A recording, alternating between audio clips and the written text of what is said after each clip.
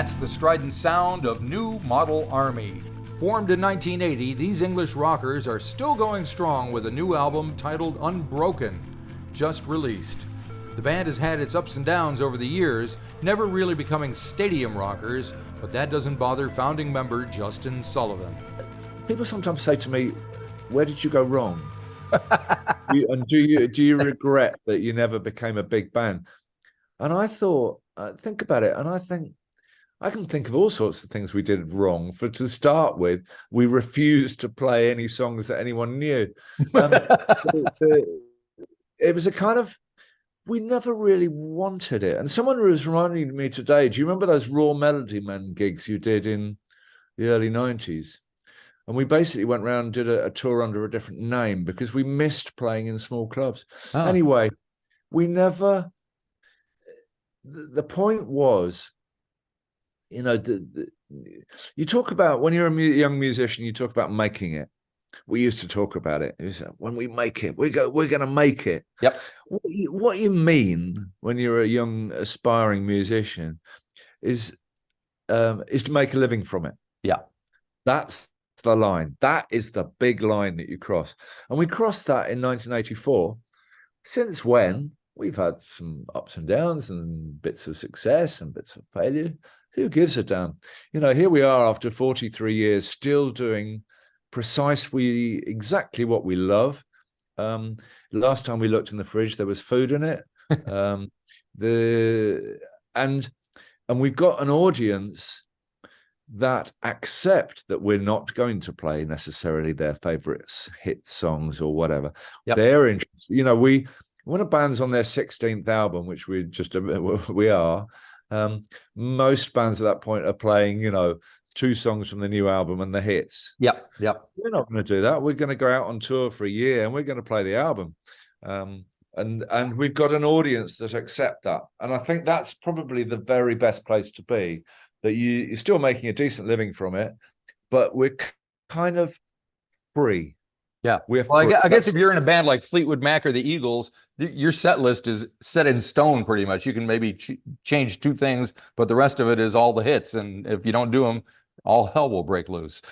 Yeah, I mean, we still do have people writing to us going, or somebody, I remember playing a gig in Budapest.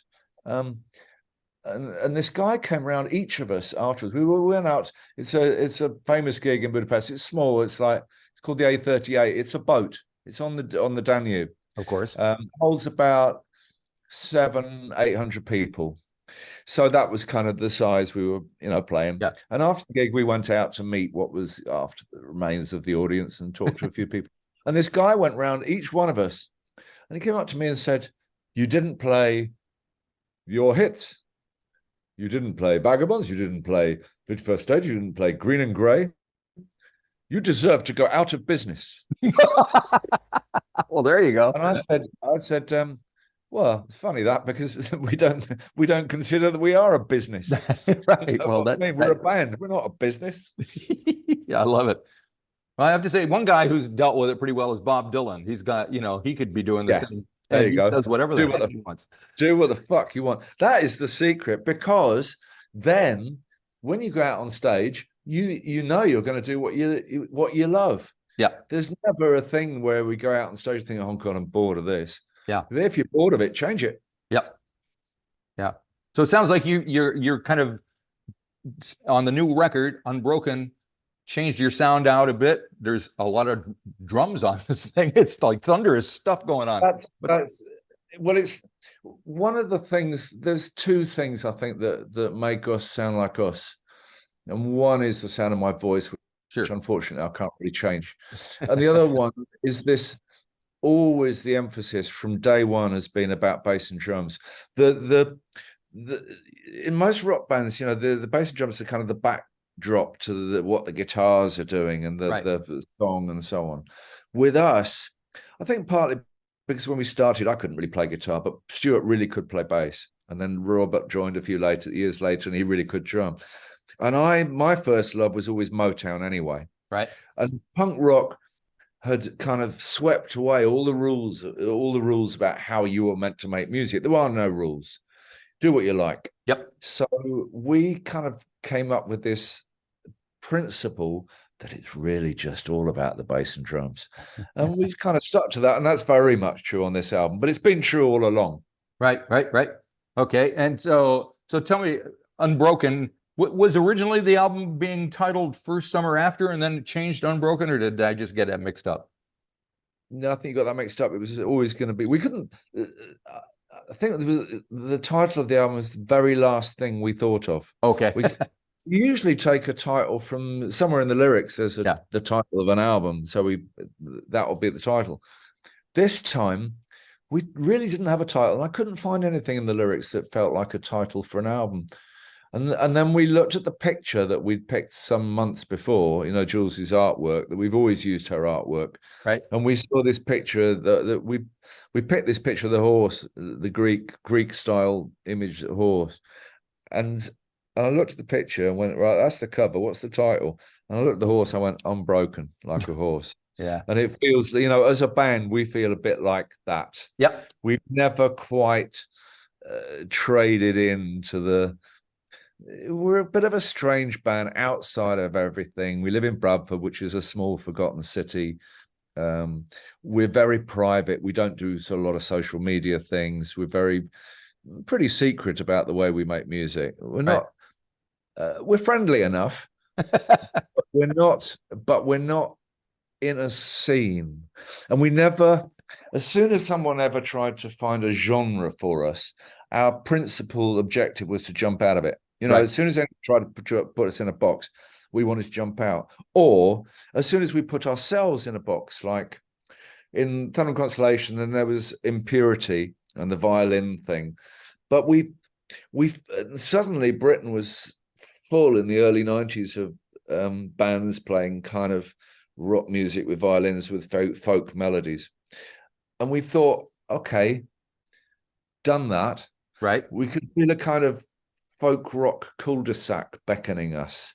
Right. And we went, not getting stuck there. Let's do something different. And we went off and did an album called The Love of Hopeless Causes, which is kind of quite American in its sound. It was produced by Nico Bolas, mixed by Bob Clearmountain. And it's really a rock album that's full of guitars and it's a rock album. It didn't have a violin on it. Right. You know, it was like, you know, you think we're this, well, we're fucking not, we're this, you know, and then later on we're going, well, we could be this, or we'd be this, and over the last couple of years, it's been a while since we released an album. The last album was From Here in 2019. Right. We wanted to take a step out of everything that was kind of happening. You know, we'd already written about Trump and Brexit and stuff slightly before they happened on the Winter album, but we kind of knew what was going to happen on the referendum about Brexit. Yeah. So we'd done that, and we wanted to take a step out and look at bigger picture and all the things that we have in common instead of all the things that divide us. And we went off to a Norwegian island, which was very big and beautiful and bleak. It was March, it was snow everywhere, and ice and snow on the beach, and we made this record that sounded like that. Right. And then we became a 4-piece rather than a 5-piece, and we quite liked that kind of bit more simplicity and directness of it. Right. Then a couple of years ago, we did the Symphonia project, which was us with a massive bloody orchestra. Yep. So that was very expansive. And at the time, and all the time we were making this album, the Unbroken record, we're thinking, keep it simple, something hard, direct, and simple. And that's kind of what we made. And what you're hearing is really a bunch of demos. Oh, okay. They sound pretty good. I agree, but that's partly, that's got a lot to do with Chad. Quite early in the process, we were talking about mixers, because we can record ourselves. We didn't necessarily intend to, but we are capable of it. But mixing is something particular. Right. And there, you know, there's a million people that can mix records, but there is this kind of top league.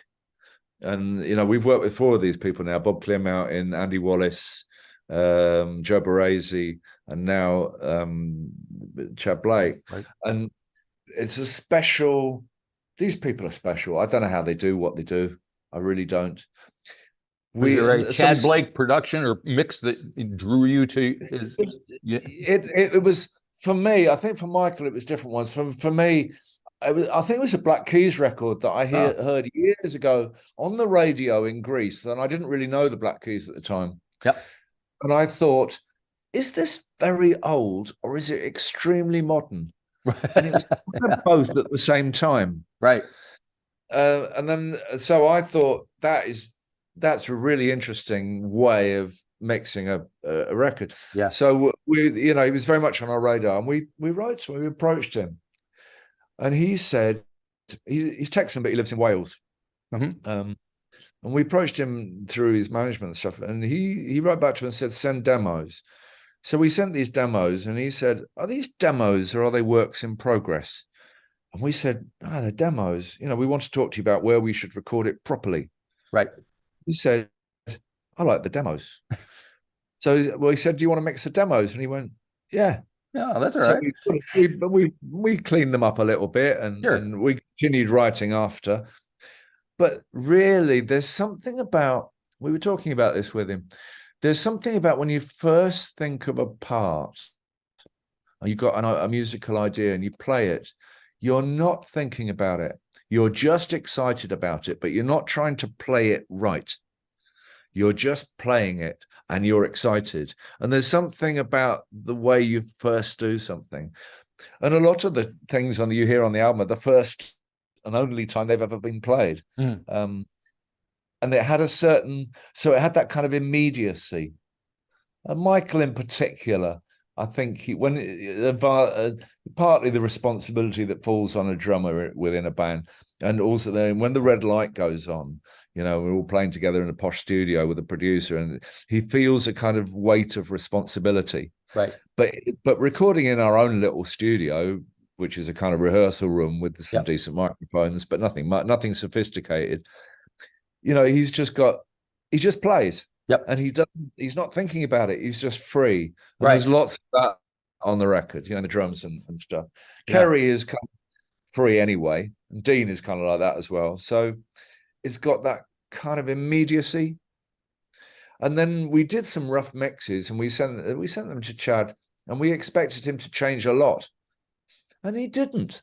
He kind of copied our rough mixes, except that he made them sound 3 million times better. And exactly how he did this, I don't know. It's he said, it's not a miracle, it's not rocket science. Fucking is a miracle. Yeah. Well, that's why you're paying him the big bucks, probably. Exactly. That's why we paid him the big bucks. That's excellent. Yeah. So the album kicks off with First Summer After, and there's a video and blah, blah, blah. So why is that the one you've chosen to make the kind of first? I like it. The whole album is very new. The whole album is very New Model Army. It's very us. Yeah. It's very basic New Model Army. So we listen to the road, we listen to the wind, we listen to the birds, we listen to the trees. There are ripples on the water, and ripples in the sheets, and ripples in our hearts, and ripples in the heat.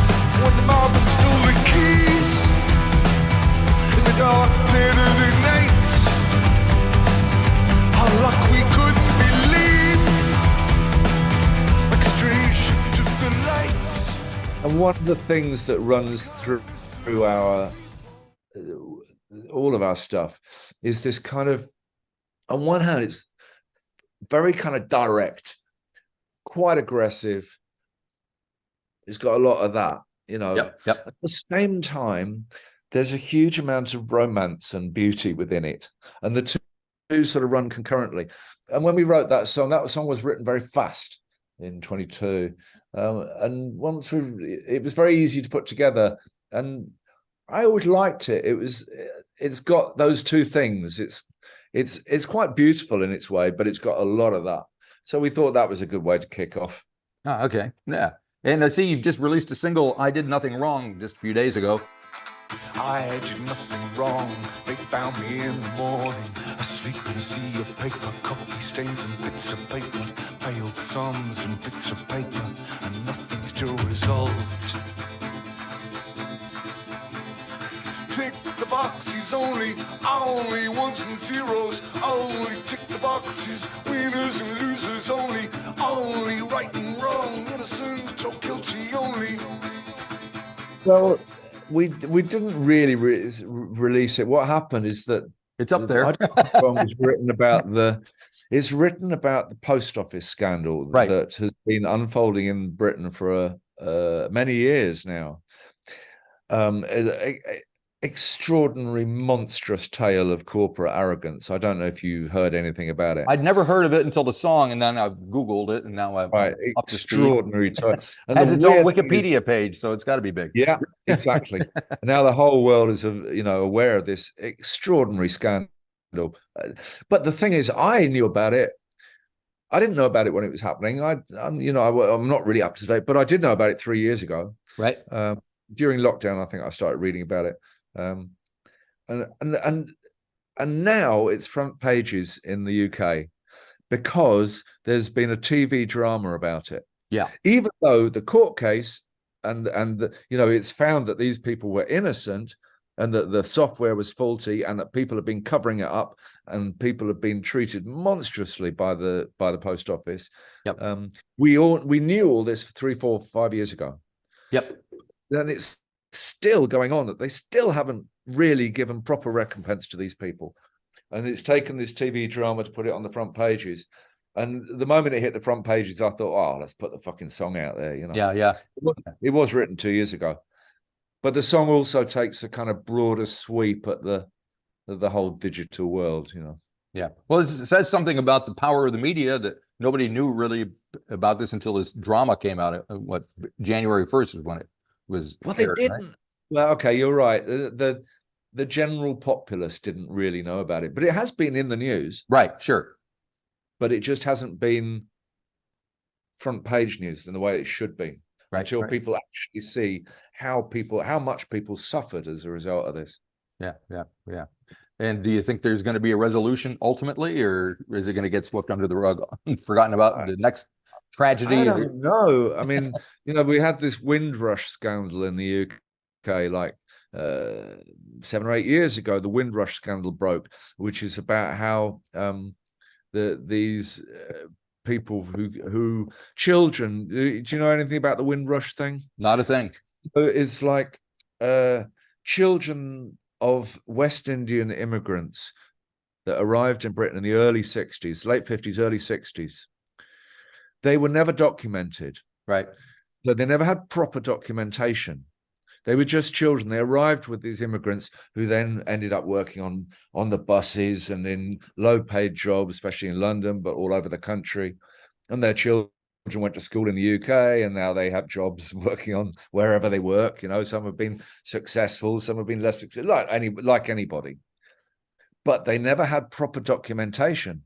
So these people, in the wake of this absolute panic in Britain about immigration, were being rounded up and sent back to Jamaica, where they'd never actually been. Right. And again, they would, they would be picked up, put on a plane, sent back to Jamaica, where they didn't know anybody. Yep. And some of them died, and this kind of way that governments and organizations and corporations treats ordinary people. So when this all came out, everybody said, oh, this is terrible. We're so sorry. This should never have happened. We will make proper recompense. But actually, over the last 7 or 8 years, not much has happened. Yep. No. And it's universal. I mean, look at this situation with immigrants coming in from Mexico and the States. It's just horrible. And it's been going on for years, and there's no sign of it changing. You can talk about these things. It's like the second song on the album is language, the way language is used. And the thing about it now, immigration, when I was young, was quite a neutral word. People have always moved from the beginning of history of human beings, but human beings have moved. Yep. It's neutral. Now it has become a kind of a bad word. Yep. It's like a little bit like the other day I saw something about the problem with the housing market. Panic. No, was it panic? Bad news for the housing market.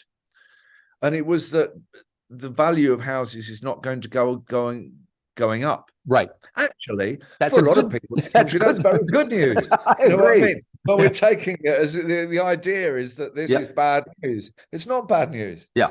Well, I still don't understand why companies are making billions of dollars a year still have to feel that if they haven't made 10% more the following year, they're failing, you know, and they're still making a lot more than you and I are.